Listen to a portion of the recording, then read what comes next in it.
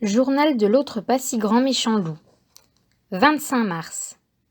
Ce matin, je suis allée dans les champs cueillir des fleurs pour confectionner des sachets de lavande. En rentrant, Robinson m'a offert d'aller faire une promenade dans les bois pour ramasser quelques herbes en prévision de notre randonnée de demain. D'accord, lui ai-je répondu en souriant.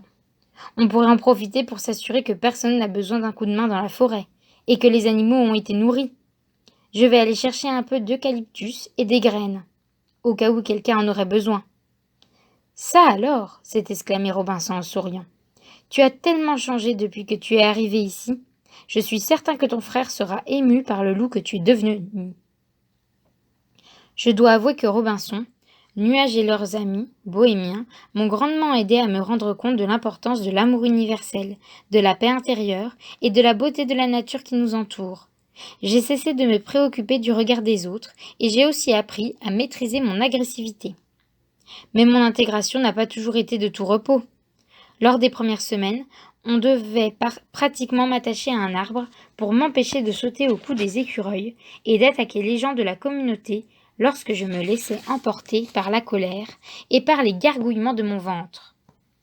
Mais peu à peu, les choses se sont améliorées et j'ai appris à me surveiller. Les séances de relaxation, de méditation et de yoga m'ont particulièrement aidé à gérer mon anxiété et à vivre dans un univers pacifique et zen. J'ai appris à apprécier les petits plaisirs de la vie, comme les couchers de soleil, les feux de camp et les pâtés chinois au quinoa de Marie-Lune, la sœur de Robinson. La vérité, c'est que j'ai découvert une autre facette de ma personnalité depuis que je fais partie de cette bande d'amis. Et j'adore le loup que je suis devenu. Le seul problème, c'est que je n'arrive pas à oublier mon passé. Même si je n'aime pas replonger dans mes sombres souvenirs, ni me remémorer les crimes que j'ai commis dans le passé, je dois avouer qu'il m'arrive parfois d'être hanté par des rêves de bûcherons en furie ou d'abominables grand-mères qui cherchent à se venger.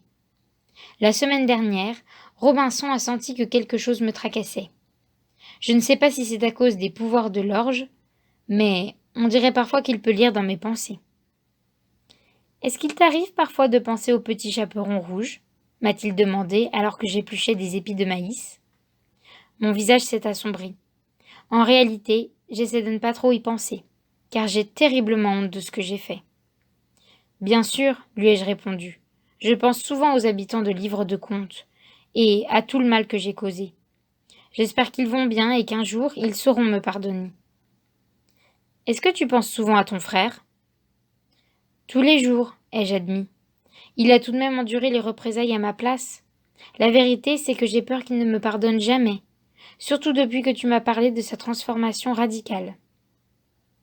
Tu ne crois pas que ça t'aiderait s'il constatait à quel point tu as changé, toi aussi ? M'a demandé Nuage en souriant. Après tout, il a vécu une épreuve semblable à la tienne, après s'en être pris aux 3 petits cochons et avoir fait croire qu'il avait lui-même commis ton crime. Peut-être, mais je n'oserais jamais retourner à livre de contes. J'ai trop honte de ce que j'ai fait. Je crois que Nuage a raison, m'a dit Robinson.